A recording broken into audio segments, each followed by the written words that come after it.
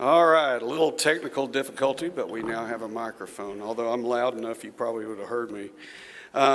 We have some people out sick. You've got Jason is our batter up tonight for Dr. Todd is out sick, as well as Joe Duncan is out. Eric's out. Yeah, and it's going around our house too, so that's why my voice is a little raspy. So appreciate you being here. Absolutely. So that kind of makes me the substitute teacher for the evening. So we'll try to keep the classroom in line, do the best we can. So thank you, Mr. Adcox. All right, I call this meeting of the Magnolia Independent School District to order. Let the record show that a quorum of board members is present and that this meeting has been duly called and that notice of this meeting has been posted in accordance with the Texas Opens Meetings Act, Texas Government Code, Chapter 551. Everyone please stand while Jay leads us in our invocation.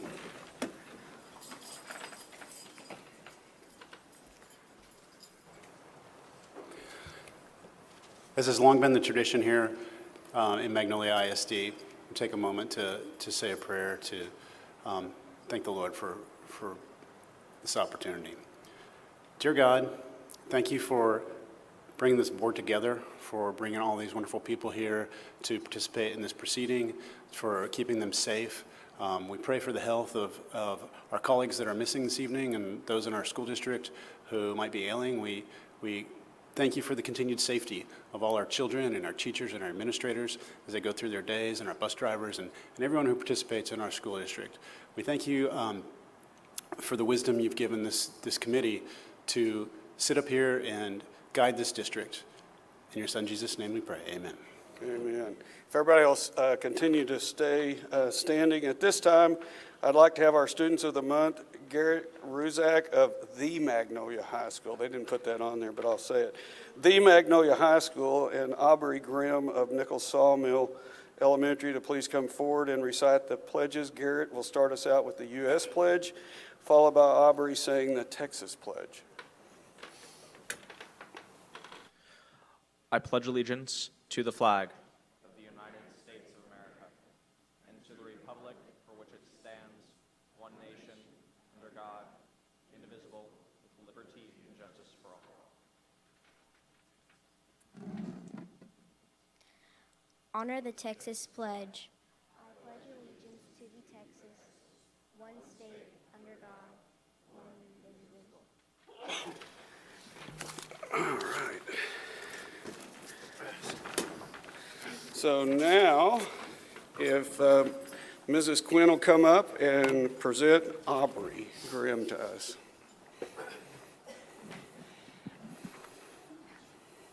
Absolutely. Thank you, Mr. Adcox and Dr. Bullock and MISD for having us tonight.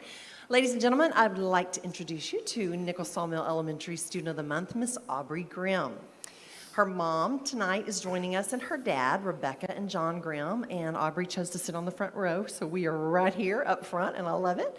Grandmother Deborah Hollingshead, and big sister Catherine Stockert, who's also a senior at Magnolia West High School. Her fourth grade teachers are here, Mrs. Ray and Mrs. Glover over here, Mrs. Woody, our counselor, and our assistant principal, Mrs. Stewart. All right, so what are some amazing attributes about this lady standing in front of us? Well, she's one of those all-around students, gifted with many different talents and interests. She's the youngest of 5 children, love it.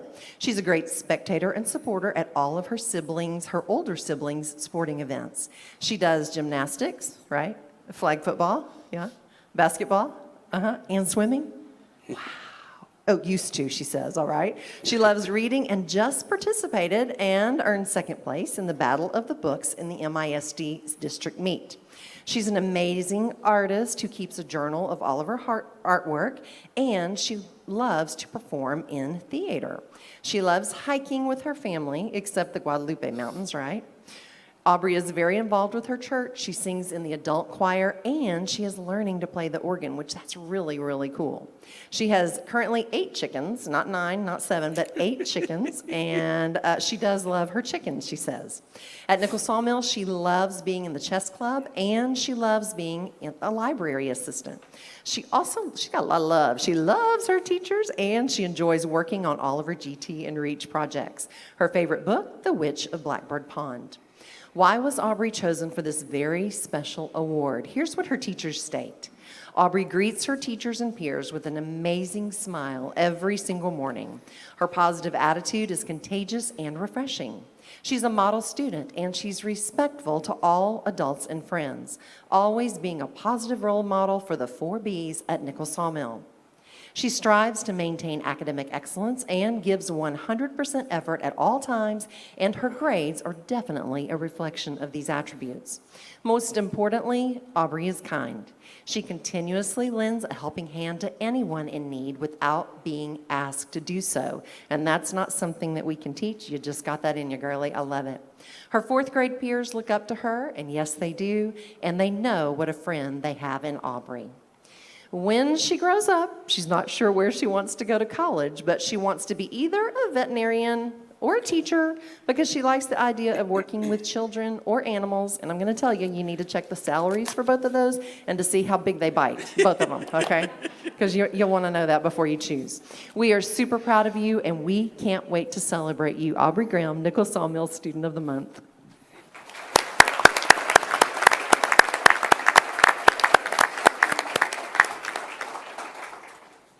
All right, Mr. Quinn, if you'll come up next and introduce Garrett Ruzak, our Magnolia High Student of the Month. Dr. Bullock, Mr. Adcox, thank you for the opportunity to be here tonight, board members. So I was worried about following my wife, and I thought I was okay until she grabbed the mic. And when she took the mic off the stand, I knew I was in trouble. So I'm going to try to get through this quickly so there's little comparison between us as possible.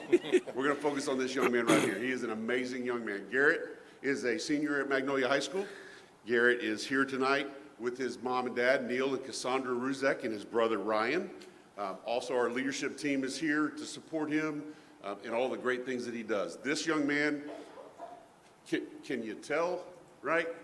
He's going to go to A&M. He's going to be in the Corps of Cadets, right? He's primed and ready to go. But he is an amazing young man. He has filled his schedule for the last 2 years with IB courses. No big deal. He's just number 13 in his class out of 488. Puts him in the top 2.6% of his class. While he's also achieved in the class, he's also a National Merit Commended Scholar, and he's also received the College Board's Rural and Small Town National Recognition also. Outside of the classroom, he keeps himself busy. He's an officer with our National Honor Society. He's also a member of our Science National Honor Society. And Mr. Medina, he wanted to make sure that everybody knew that he was in band the first couple of years he was in high school. But his true passion is the ROTC program. When Garrett and I spoke the other day, I said, tell me about what you're involved in. He jumped quickly to say that he was captain of the armed drill team where we finished second in state, and I was a member of the Raider team where we were state champions. And I said, yeah, but tell me about the big picture.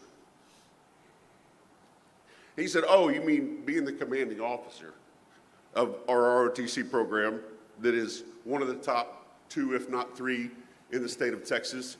Garrett is the commanding officer of all 152 cadets in the Magnolia ISD NJROTC program. He's an amazing young man. Cannot say enough great things about how proud we are to have him here tonight to represent Magnolia High School. A couple of his teachers shot some words about Garrett, and they were pretty consistent. Seems like not only is he well put together and organized and on time and intentional with what he does, but he also seems to be a little witty in class and very quick to have a response and good comebacks, but appropriate, and make sure that sarcasm is used appropriately and not destructively, but that he does a great job of leading amongst his peers. After he graduates from Magnolia High School, like he said, he plans on attending Texas A&M University, where he's going to be a member of the Corps of Cadets. He is waiting on an ROTC scholarship. He knows that he is in line to receive one. The question is, which one? Army, Navy. But it will pay his full way through college. And after graduation, when he is commissioned as an officer in either the Army or his preference, the Navy, he plans on either being involved in Army intelligence, or if he's with the Navy, he wants to be a part of the spec warfare program so he can help out the Navy SEALs. Although he did say that if he gets a chemical engineering degree while he's at A&M, some new type of fuels, right, to help us drive things would be interesting to him. So when we say change the world, here he is. We cannot say how proud we are of Garrett and his future. Please help me in congratulating Magnolia High School Student of the Month, Mr. Garrett Ruzak. All right. All right, stay up here.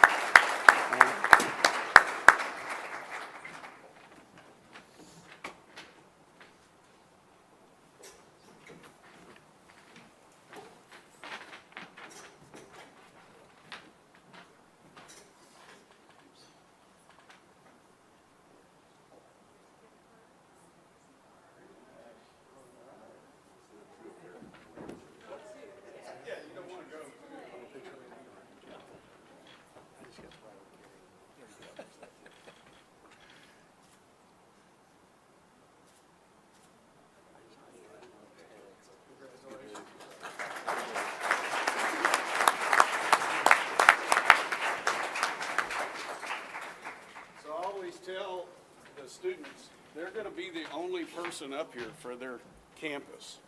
So if you think about that, there's a lot of kids at each one of those campuses, and your kiddo is the only one that's going to be up here in front of the board from Nichols Sawmill, and the only one from the Magnolia High School. So congratulations, that's a huge honor.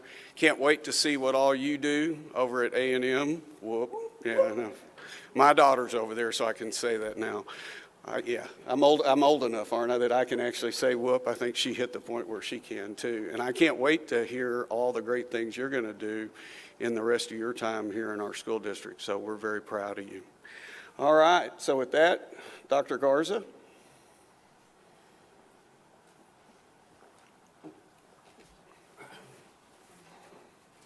All right, good evening. All right, it's my pleasure to present this month's Teacher of the Month for April. Our winner this month comes from Smith Elementary, and this is Miss Sarah Kennedy. She has been with the district for 6 years, and it's her 7th year total. And I believe she's taught K through 3 for us over the last 6 years. So Dion will kind of go into why she was chosen, but whenever she sent me her kind of information, she's written and raved about what leader she is on campus and what a great job she does instructionally.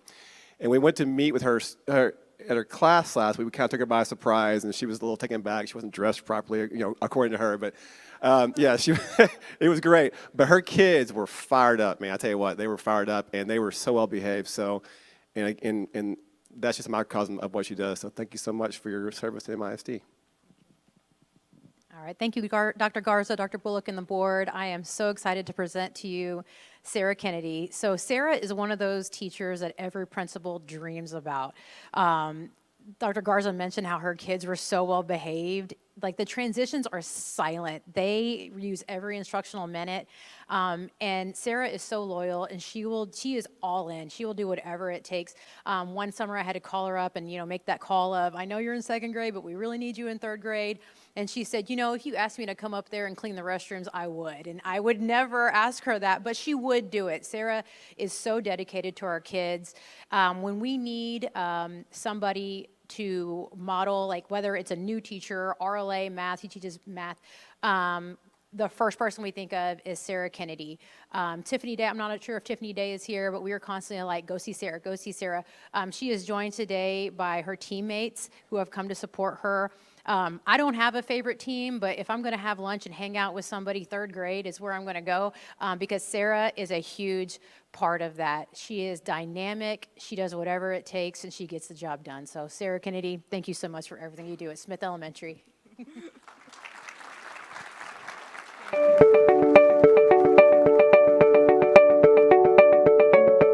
reason why I became a teacher is I like to say it's the family business. Both of my parents were in education as I was growing up. 3rd grade is a pivot year. The students go from learning to read to reading to learn. And so the critical thinking skills, the level of rigor, and the higher order thinking that goes into everything, it's all just amped up. So I'm up for the challenge, and I like to make sure that my students are up for the challenge as well with a growth mindset. An activity in the classroom that I think both myself and the students love the most would be our station time. That's where a lot of the math discourse really happens.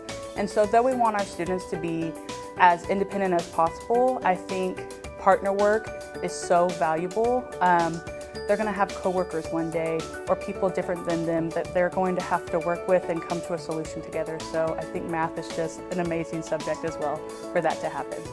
Teaching is great because of the impact that you're leaving behind on a student's life.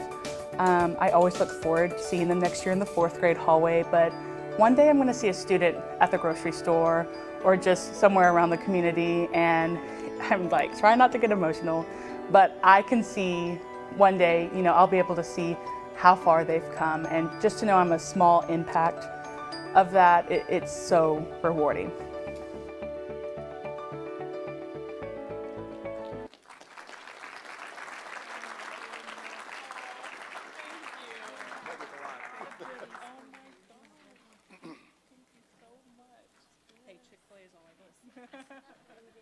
I don't know about y'all, but I want to be Miss Kennedy's friend.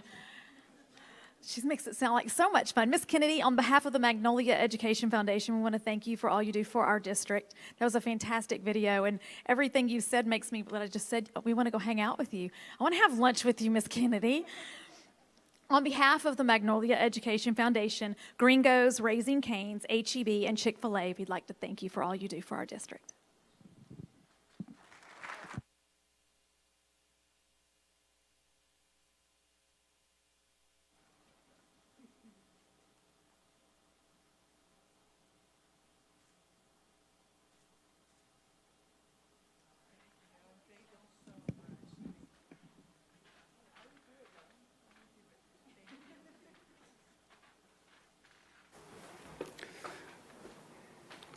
All right, Dr. King, I think you're up next.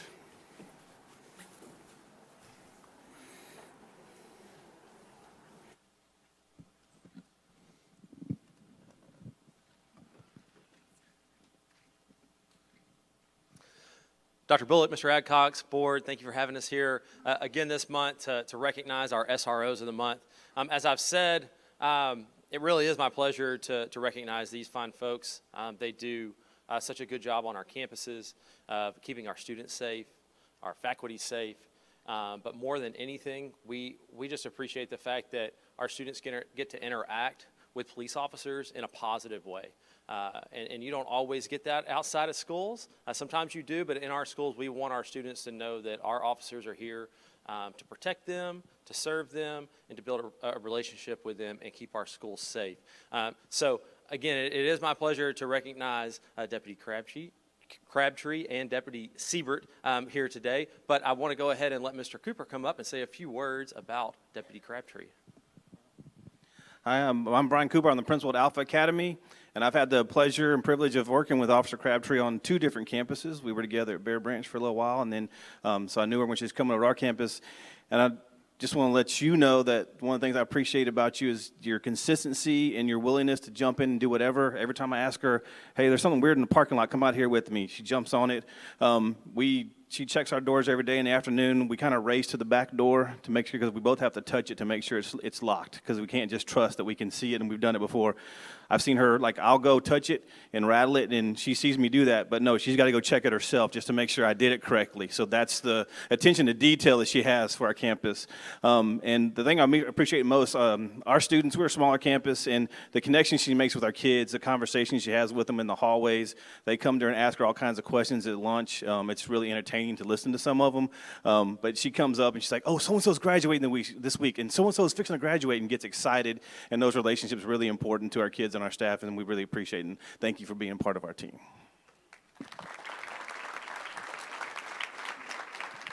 Ms. Martinez. Hello, I'm Angela Martinez. I'm the principal at Williams Elementary, and I want to thank everyone for giving us the opportunity to recognize these wonderful SROs. When I began reflecting on Officer Richard, I didn't even know where to begin. I could list all of the things that he does in one day, and you would never believe it. He does not sit still. So I started reflecting on what just the expectations are for an SRO.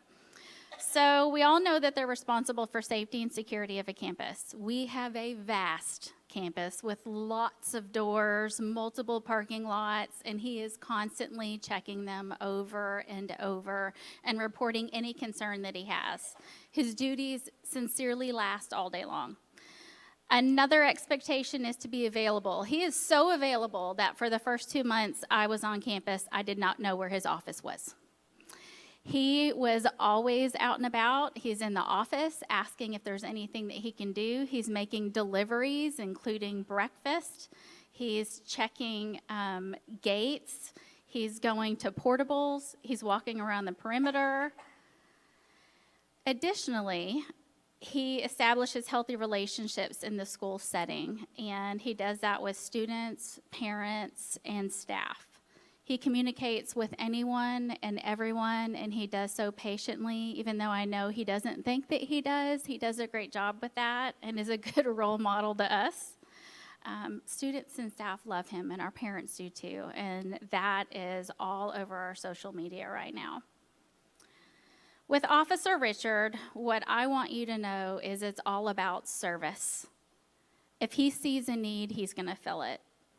And that may be helping out anyone in the building that needs it, our custodians, if a water pipe breaks, if paper towels need to be replaced. There is nothing that he is above. He will help everybody out.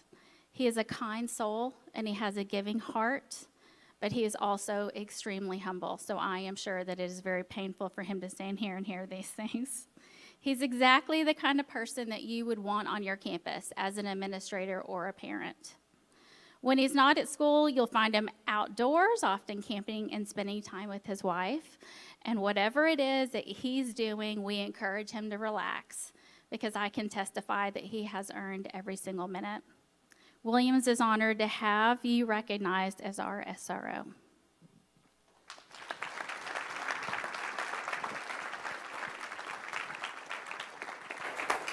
So as usual, I do have a couple of gifts for our SROs, but before we release them, I'm going to have Constable Jones, and I did want to say one thing real quick. So Lieutenant Carley standing over here probably doesn't want to be recognized, but this is Josh Carley. He's the lieutenant for our SROs, and he does a good job of directly supporting our SROs every day. But we did want Constable Jones here today, and he's going to say a few words just about our overall safety at our campuses.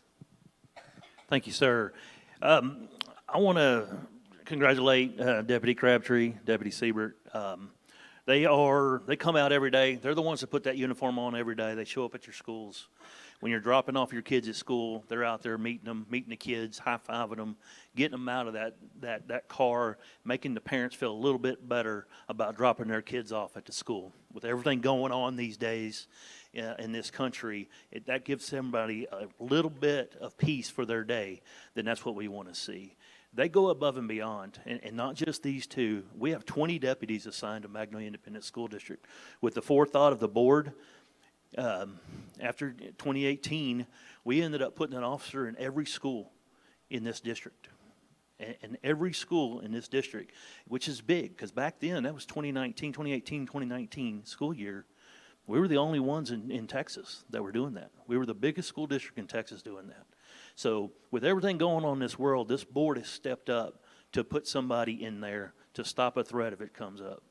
What's happened since then has been pretty amazing. I thought in all my 20-something years of law enforcement, who would want to work in an elementary school, right? You just bored all day doing nothing. They love these officers. They eat lunch with them. They come up, hug them. Had to shut down a school one time, and maybe I shouldn't say this, but just to give an officer hugs for his birthday. It's something that some of these kids don't get that interaction with law enforcement. And I believe it's going to change the community in the long run. And so we can talk about safety and security, and we do that every day. Our main purpose on these school campuses is the safety and security of the over 13,000 students and over 1,500 employees that show up every day to work there. And that's what they do on a daily basis. They walk around, they check doors. You know, there's a lot of stuff been said about open doors and teachers propping doors open and stuff like that. They have a security checklist every day that they do that makes, they check those doors on a regular basis. They check inside doors to make sure they're locked, make sure nobody's hiding in there or anything like that. They do it on a regular basis, and it's been a great partnership with Magnolia ISD since 1996 with the Constable's Office. We look forward to continuing it. Congratulations to both you two. Congratulations to Lieutenant Carley down there, who don't like to be recognized, but he does a great job at managing these schools too. So thank y'all very much. Thank y'all to the school board. We have a great communication. I can call up Dr. Bullock or Dr. Stevens anytime during the day, at night. If something's going down, I call them up. They always answer, and we work through stuff together. Anything happens out there that we need to talk about, there's always that open communication. So thank y'all very much, and thank y'all for your support, because I've heard a lot of feedback from the parents and students and faculty about how they liked our constables on our campuses. So thank y'all very much.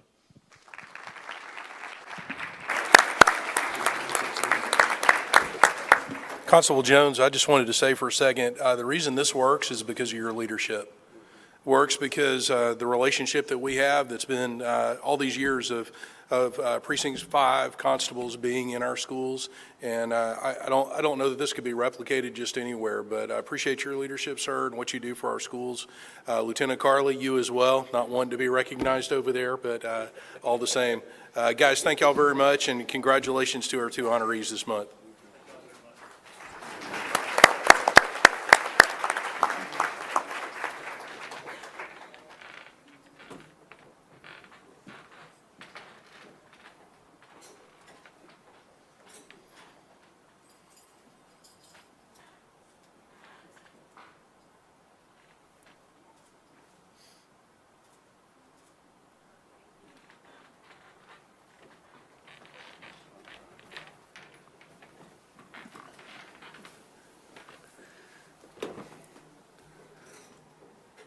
All right, Mrs. Wood.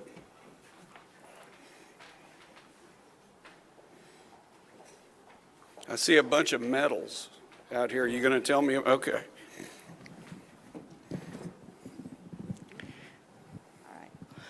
Yes, Dr. Bullock and the board, Mr. Adcox, thank you guys for the opportunity for us to present the Magnolia West Academic Decathlon team. Over the past several years, this team has placed in the top 3 at regional, and students have received numerous awards.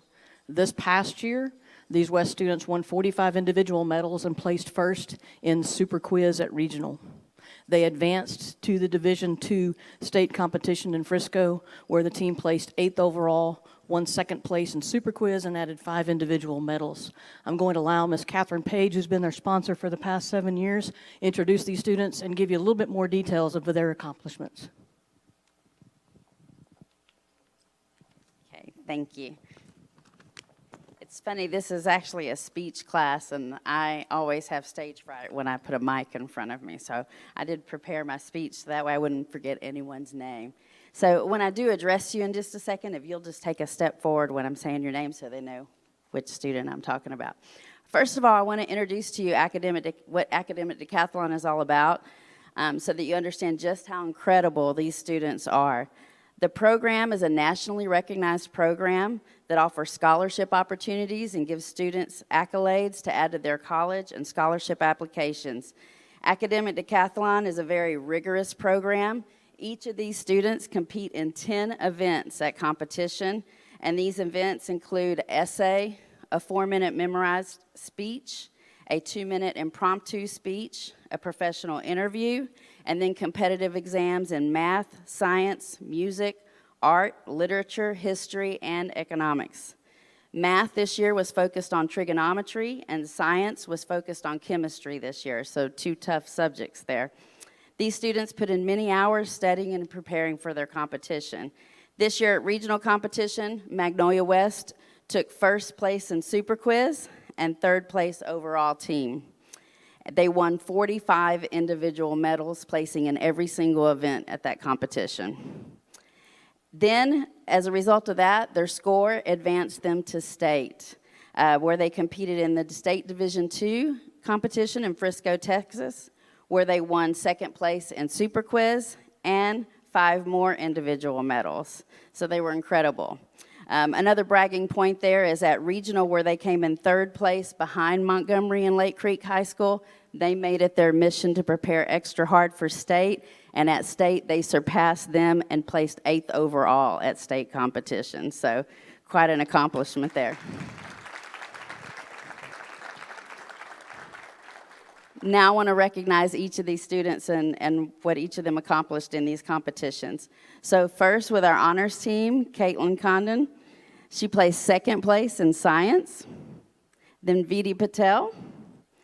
She placed 3rd in speech and 3rd in interview. Hunter Fugate. He placed 1st in math and science, 2nd in essay, was top scorer for his team at regional. And at state, he took 1st place in science again and top scorer for his team. Okay, and then our scholastic team, Antonio Campos. He placed 1st place in math, science, and essay, 2nd in speech, 1st overall scholastic student, and top scorer for his team at regional.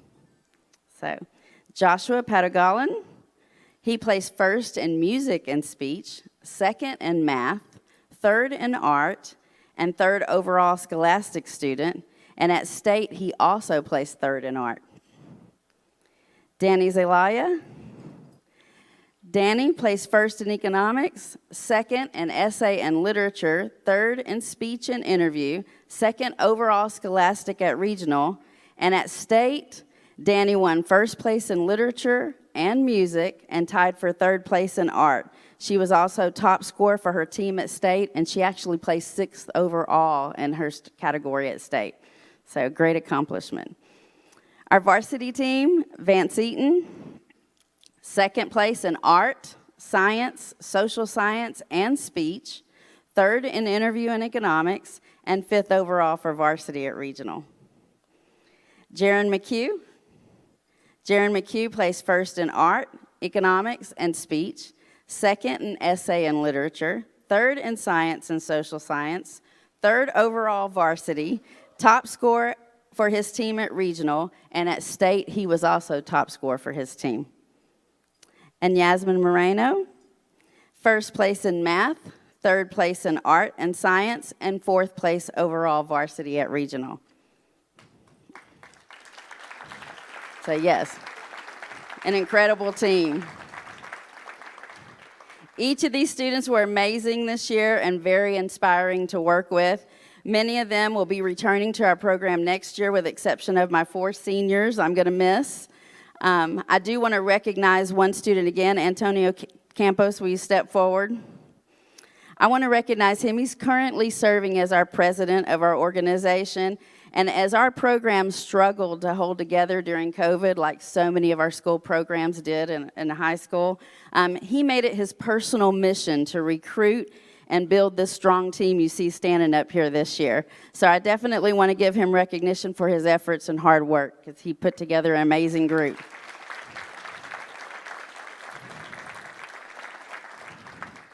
Our theme next year is going to be technology and humanity, with a focus on the history of computers, and we get music from science fiction movies. So our math is going to be calculus, and our science is going to be neuroscience next year. So they're very excited about this, and our program is expected to double in size. So I expect we'll see another state qualifying team next year, and I can't wait to see what they do.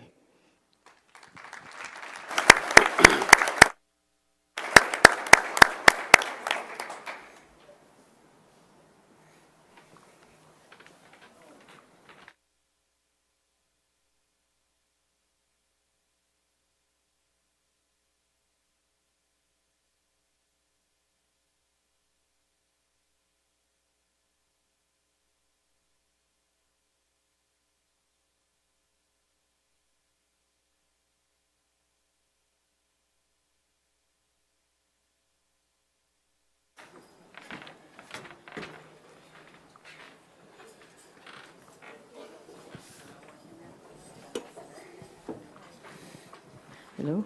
Yeah, let's give these students one more round of applause for their efforts, their accomplishment.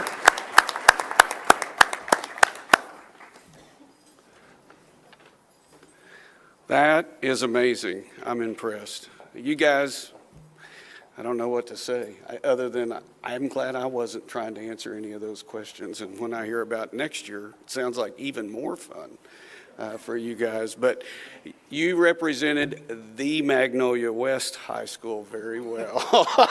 I can say that because that's where my son goes. So, yeah. Well played. Yeah. All right. So, Ms. Norris.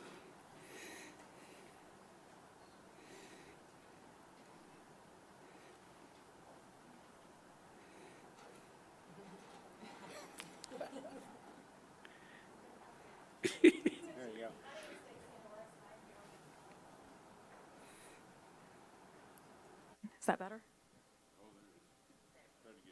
Hello? There we go. Okay. Good evening. My name is Stacia Norris. I'm here representing all of the volunteers at the Magnolia Education Foundation. At the Magnolia Education Foundation, we understand that to have a successful school district, you must have successful students. And to have those successful students, you must have successful educators. Tonight, we are really excited to announce MEF's latest program that helps achieve those goals. In January of 2023, in partnership with the Coach Morris Endowment, the Magnolia Education Foundation launched a new scholarship opportunity for Magnolia ISD employees. The Ready to Teach Scholarship is offered to full-time teachers who are enrolled in an alternative certification program and paraprofessionals who are working towards earning their teaching degree at an accredited college or university. So far, we have awarded 8 $1,000 scholarships with applications still being submitted. The Magnolia Education Foundation looks forward to continuing to offer this scholarship in years to come. We are thrilled to announce the first recipients of the Ready to Teach scholarships. And when I call your name, just come on up if you're here. Jenny Howard.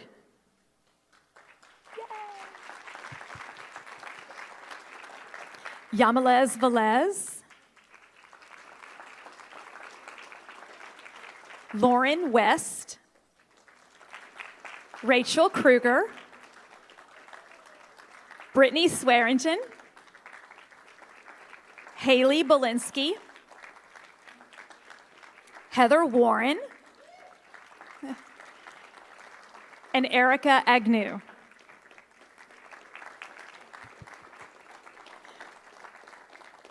The Magnolia Education Foundation wants to thank you for sharing your passion and dedication to teaching our Magnolia ISD students, because the students are the true beneficiaries of these scholarships. So thank you.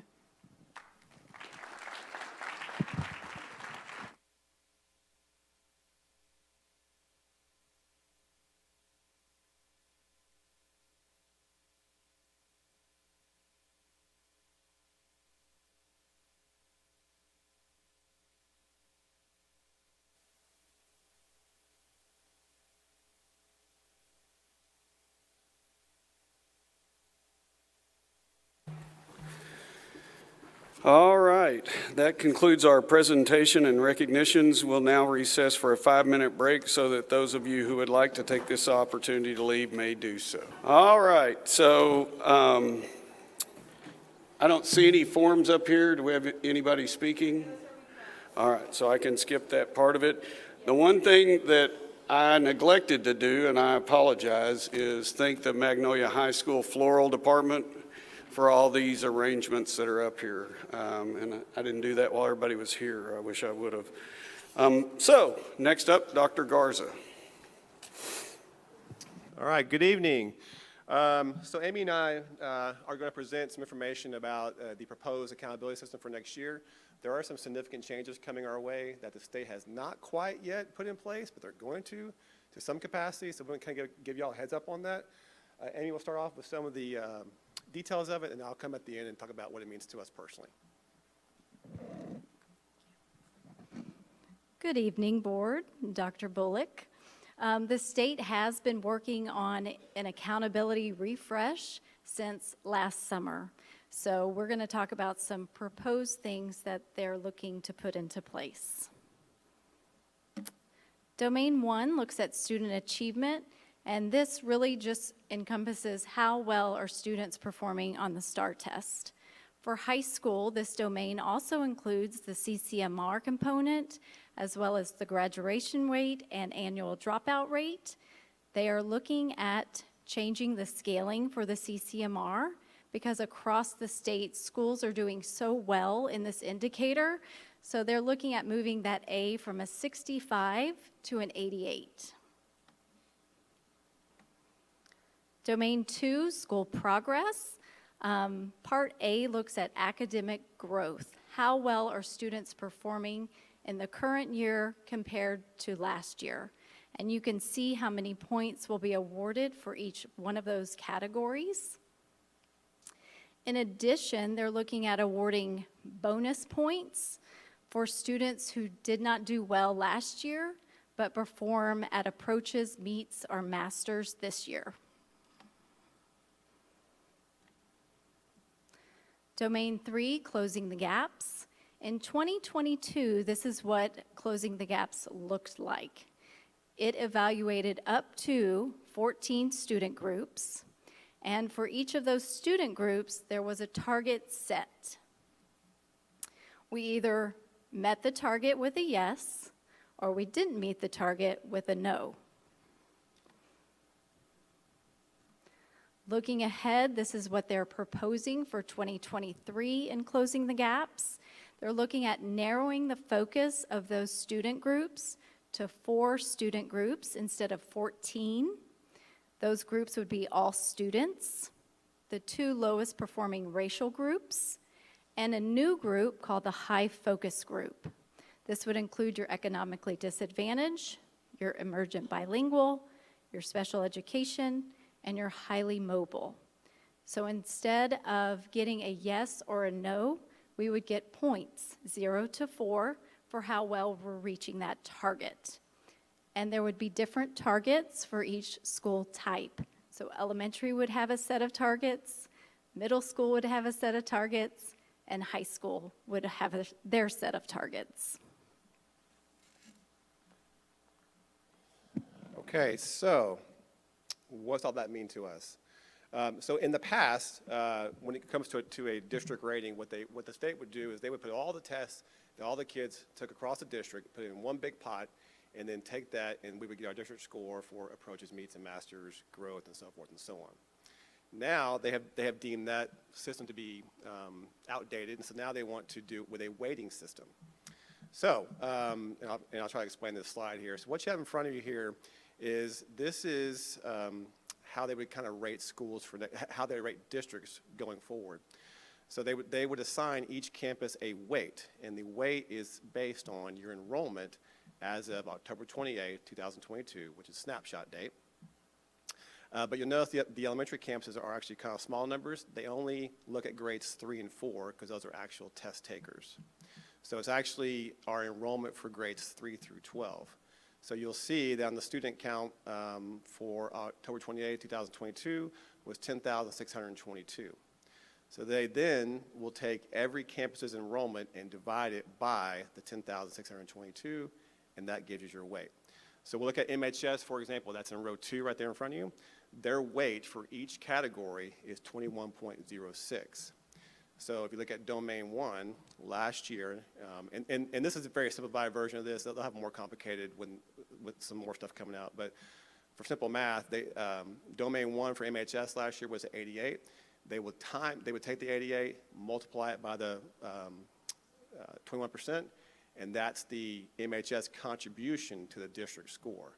And they would do that for every single school in the district. So you see the MHS is contributing 18.53 points because of their size, and it goes down to the smallest, I think, is LSOR at 1.57.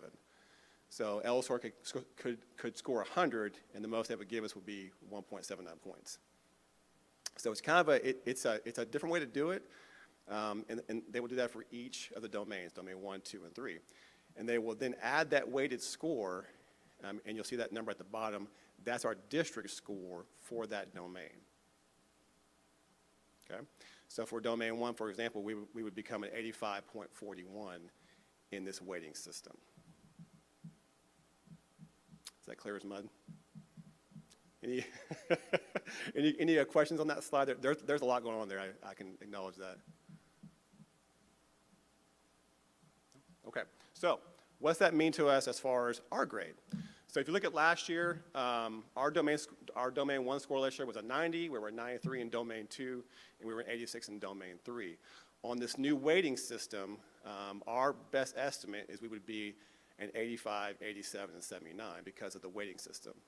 So last year, we all know that we got the A, we were 91, very happy about that. But now with this new system, we're estimating we'll probably be around 85-ish, give or take. So we will get, let me go back up here. So to get your score rating, they take the best score of domain 1 or 2. That's 70% of your grade, and then domain 3 is the other 30%. So you see, our best score would be domain 2, would be 87. That's 70%, and then they would add that plus 79 for domain 3 times 0.3, and that gives an 85. So lots of math going on there. Any questions on that slide? Yes, sir. What are the domains? So domain 1 is just student achievement. That is how many kids pass the test. For high schools, it is the CCMR rate, which is a college career military readiness rate. Okay. And also your graduation rate. Domain 2 gets into student growth. That is our kids progressing. So I'll go back to this one slide here. So domain 2 is called school progress. And really, it's made up of 2 parts. This slide in front of you is how they will judge whether kids made progress or not. And this is a kind of a new process. So basically, to kind of make it simplified for you, if a kid last year was a low did not meet, so think about a student that may have made like a 5 or 6 raw score on a test. Well, this year they made progress, but they still don't pass, but they made like a 12 or 13 on the test. If they go from a low did not meet to a high did not meet, although they didn't pass, they're still getting growth points for the for their campus. All right, so that's domain 2 is school progress. It's all about how kids are making progress within the system itself. There's another part to it called relative performance, and that's how each school does in relation to other schools with a similar economic disadvantage rate. So that makes up your domain 2. And then domain 3 is this closing the gaps where they look at all of your subpopulations. And that is we're pretty good at math in our department. This domain 3 is highly complicated the way they're going to do it, because really they have different point scales, and if you hit point scales that are at a 2038 year range, you get 4 points, and it's kind of scaled back from there. So if we're talking about 15 years from now, they have point scores for that, and we're being judged upon that. And also, each campus is going to have different subgroups. So, for example, LSOR might have their 2 lowest performing groups might be African American and Hispanic, while MHS's might be white and American Indian. Everybody's going to have a different group that they're being compared to. So it's really hard to compare apples to apples, even across the district, about how we're doing. So, thank you. Yes, sir. All right, go back to this. So that's our comparison score. So we see how the weight system is going to really adversely impact us. So looking ahead, TEA has come out and put in writing that 22 and 23 ratings cannot be compared side by side because of what I just showed you. It's totally different systems. So, our 91 is kind of a thing in the past now. In a few weeks, we're going to get a what-if report, which is an official report from TEA. They're going to basically overlay all the data from last year with this new system and tell all the districts, here's what you really are. And that's our benchmark kind of going into this coming year, or this current year that we're in. Keep in mind that, we have kids taking a STAR test next week, and their system is still not quite set yet, which is unfortunate. Dr. Garza, just to kind of reiterate that, so our kids who are about to test, the rules for how those scores are going to be evaluated and how our schools are going to be graded haven't yet been finalized. That's correct, and released to us, even though we're about to take the test. That's 100% accurate. We actually will get the final accountability manual in August when next year's school year has started.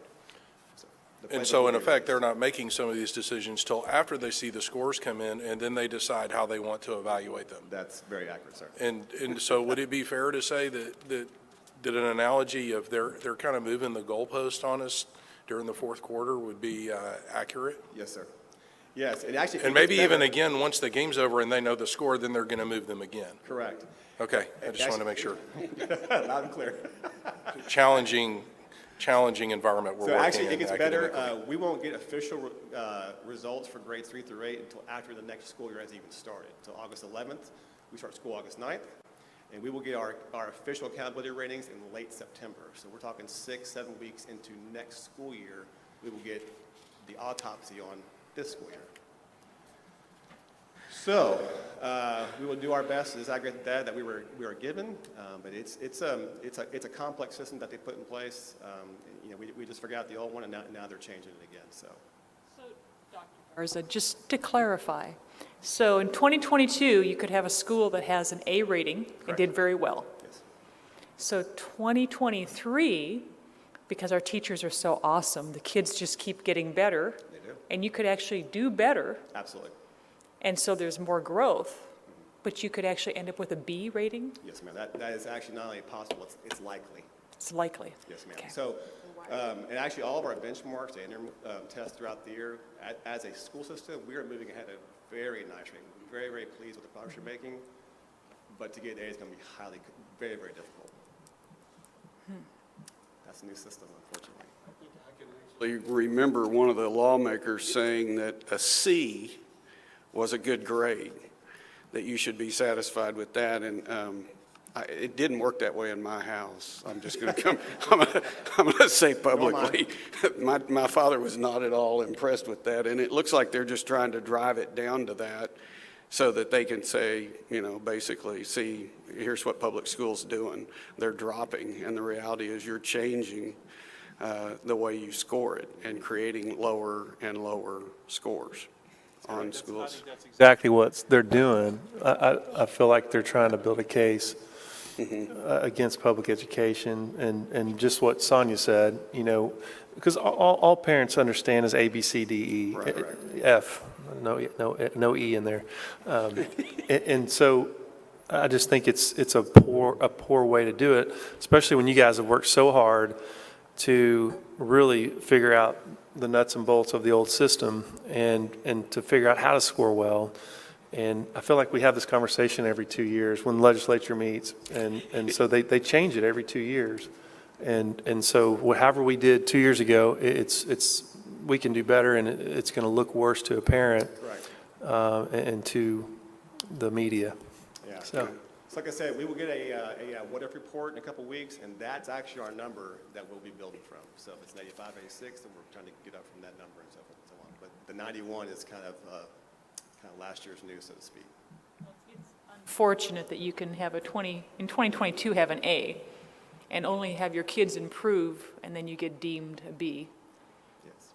Just saying out loud makes it sound even crazier, doesn't it? Yeah. Thank you. Any more questions?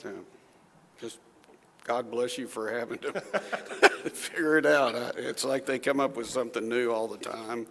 And it really is sad because as a parent, all you're going to hear is that letter. And it's so complicated. The odds that they'll ever fully understand the why that dropped is probably zero. And the people that want to use that number to beat public schools over the head with, that's all they're going to get. They're going to hear that message loud and clear that, you're failing the students. And the reality is that to your point, same school district, did everything perfect the year before, had an A, even improved, and next year has a C. It doesn't feel good. I'll put it that way. I don't think it's fair to you guys, our teachers and all the people that work as hard as you do to get our students to where they are, just to have legislators, play a game with numbers. And that's just sad that that's what this has turned out to be. So. Thank you all very much. All right. We have the President's report. And in accordance with Chapter 61 of the Texas Administrative Code, I'm required to announce out loud that the board members have met, exceeded, or are deficient in their required continuing education Continuing education for each year of service is a basic obligation and expectation of any sitting board member. As a new board member, she is required to meet 25 hours of continuing education.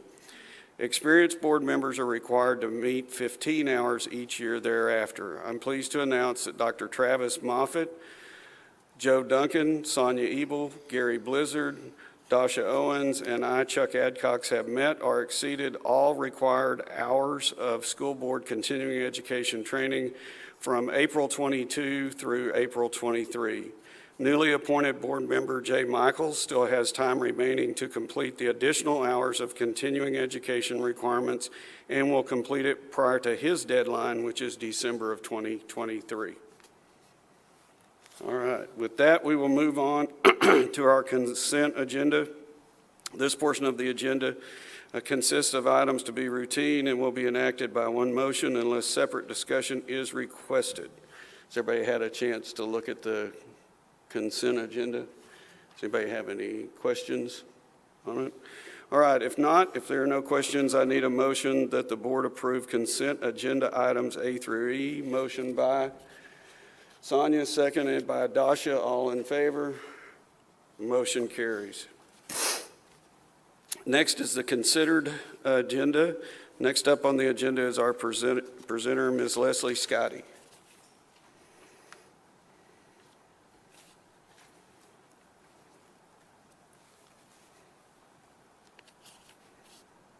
Thank you very much. Glad to be here this evening. I want to introduce to everybody a new associate attorney we have with our office, Hayden Bartley. He's very happy to be here. I'm not going anywhere. He's going to be helping me out. Always good to have some extra help.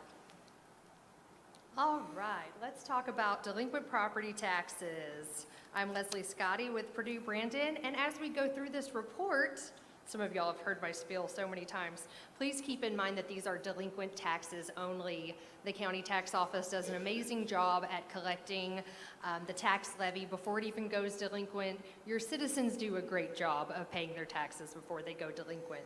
This represents a really small piece of the pie. The tax office is collecting more than 95% of every year's levy, and I'm getting the bottom of the barrel to collect.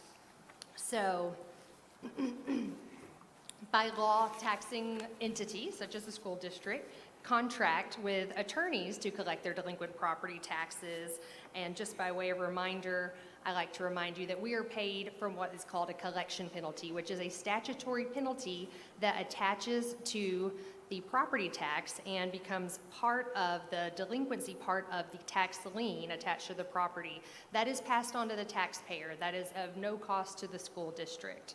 So we only get paid when we collect from actual collection of the account.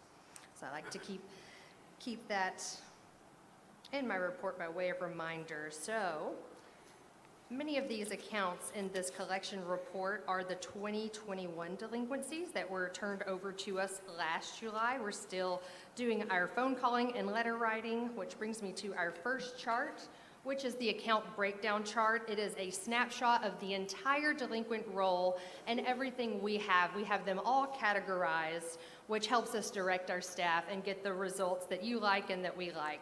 You'll notice the largest section is the deferral section at 34%, just barely edging out over the action pending. So this represents taxpayers who have elected with the county appraisal district to defer payment of their delinquent taxes. These taxpayers are over 65 or disabled, and they may only have one such exemption on their property. They have to apply to the appraisal district, and if the appraisal district asks them to reapply, they have to reapply to the appraisal district. The appraisal district audits these on a yearly basis, as do we. We routinely go through the roll and take a look and make sure everything is still on the up and up.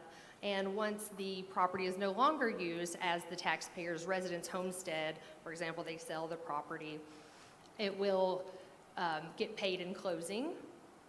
And so we take a look at those. Every now and then you'll have one where the property owner passes away or moves away and a relative is living there, yippee skippy, no taxes. And so From time to time, we do audit these and send reminders to the appraisal district, and they audit them as well. So the taxes don't go away, they just are deferred for a period of time, and we can not actively collect those. The next largest section is the action pending section at 33%. These are mostly your 2021 delinquencies. They were turned over to us last July. We're currently in the process of making our phone calls, trying to get in touch with the taxpayer, sending letters to the taxpayer, doing title research, sending letters to their lien holder, anyone who has an interest in the property that would benefit from payment of the taxes, because once we file a lawsuit, we include said lien holder, and if we get to the they're online now, but courthouse steps, so to speak, then they lose their lien on the property as well when we foreclose, as our tax lien is superior to a mortgage lien or any other type of lien attached to the real property. That leads me to the suit litigation section at 19%. So when the phone calls, the letters, or we're unable to have meaningful contact with the taxpayer, for example, if they're deceased, if they don't live here, if they are essentially walking away from the property, when that communication phase breaks down, it is necessary for us to file a delinquent tax suit and continue with the foreclosure procedure. If they do intend to keep the property, 70 to 80%, as soon as they're served with that delinquent suit, have us on the phone the next day, and we're working it out. We're setting up a payment agreement. They're paying in full. Sometimes it's first-time homeowner. They think they've escrowed and they have not, or they have escrowed and their mortgage company dropped the ball. So we work very hard to get many, many, many of these resolved in payment. Next section is the bad address section. This just simply represents taxpayers that don't have a current address with the county appraisal district. They've moved, they've not updated that information, and our letters are coming back on the information we get from the tax office. So we get monthly, actually bi-monthly updates from the tax office. The tax office address is the address that comes from the county appraisal district. So that's what gets fed into our software, and we have the ability to find a better address, manipulate that, get a letter out, get the letter in the hands of the proper people, and get the accounts paid. So just another category that we work on year-round to get the taxpayers' attention. Next chart is the dollar range chart, just another tool we use to collect the tax roll. We work the roll top down so that we can be as effective as possible. And I know I remind you every time, but we do lump accounts together that have similar ownership. So sometimes what I call an account may consist of multiple accounts owned by one person. You'll see at 26%, the 10,000 up and the 1,000 to 2,500 segments are tied at 26%. Don't be alarmed by the 10,000 up. A vast majority of those accounts are in a deferral status or they are in litigation. So we're all very well of those accounts and doing what we can to get those collected, with exception of the deferred accounts. All right, which moves me, hopefully not breaking your equipment here, which moves me along to the tax year chart, which is exactly what the title implies. You will see a snapshot of percentages represented for each delinquent tax year. You'll see the largest section is the 31% section. Like I said, we're still making our phone calls, writing our letters, trying to have a meaningful interaction with the taxpayer before suit is filed. And you'll see after that the segments get smaller and smaller. 14 and prior, we lump those together. There's very small percentages due in each. Those older tax years are due to over 65 deferrals that have been on the account for some time. Could be accounts with bad address status or where the owner has passed away, or accounts that are no longer collectible. For example, businesses come and go. So there are also taxes due on business personal property, and when a business opens and then quickly closes, and it opens long enough to get on the roll, but closes and then liquidates assets, we have a hard time and tracking down those assets, or if it's a defunct corporation. And then we're also working with a 4-year statute of limitations on those personal property accounts. So it could be one that we've deemed uncollectible because the business is no longer there, or outside of the statute of limitations, everything's gone. Believe it or not, we do drive by a lot of these businesses. We do knock on doors, we do deliver tax statements by hand, and we also do tax warrants, which really gets people attention when you go to their business with a tax warrant and a constable deputy to collect property taxes. Very effective tool. All right, I'm going to move along to the historical collection data. We have some historical collection data for tax years 2016 through 2021.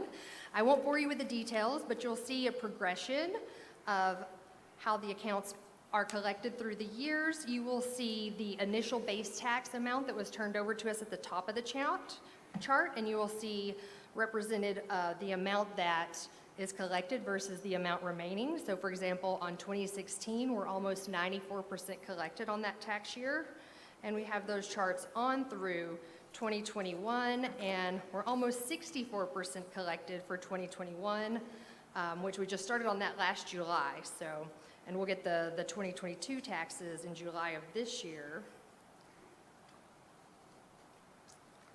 Are there any questions about the report? Does anybody have any?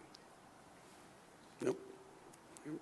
I will mention that we do list tax sale properties on our website, pbfcm.com. I know many of you have heard me say that over and over, but if you are interested in following, please check it out. You can sign up for an email notification. There are also online instructions for online auctions and how to register for online auctions.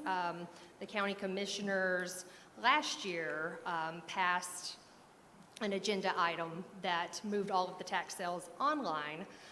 So as far as I know, it's going very well from what I can see, and our website includes instructions on how to do that if anyone's interested or knows of somebody who's interested. So thank you very much. I appreciate your time. Great, thank you. Thank you. Yeah. Okay, there's no motion needed on that. It was just a report. Dr. Jason. Yeah, I think I'm up. This is, next item on your agenda is to consider approving the Westwood Professional Services to provide engineering services for various capital improvements in the district. I know specifically from talking to Mr. Bruner, we are interested in having them as engineers provide us some guidance on putting together a package to upgrade some of our wastewater facilities and look to put together a bid package for that and get that out on the street at some point soon, as well as some other things. This is basically just getting them on board with us as a professional service, much like we do with our architects and other professional services we use. So I'll do my best to answer any questions you might have, given that Mr. Bruner is not here this evening. Does anybody have any questions? No. I know there's a lot going on, so I'm sure you'll keep them busy. If there are no questions, then I need a motion that we approve the Westwood Professional Services to provide engineering services for various district capital improvements. Motion by Gary, seconded by Travis. All in favor? Motion carries. All right, at this time, the board will now move into closed executive session for the purposes permitted by pursuant to Texas Government Code 551.071, consultation with attorney, pursuant to Texas Government Code 551.072, discussion of purchase, sale, exchange, or value of real property, pursuant to Texas Government Code 551.074, personnel discussions. All right, I need a motion that we adjourn this meeting. Motion by Gary, seconded by Travis. All in favor? Motion carries. The time is 8:58.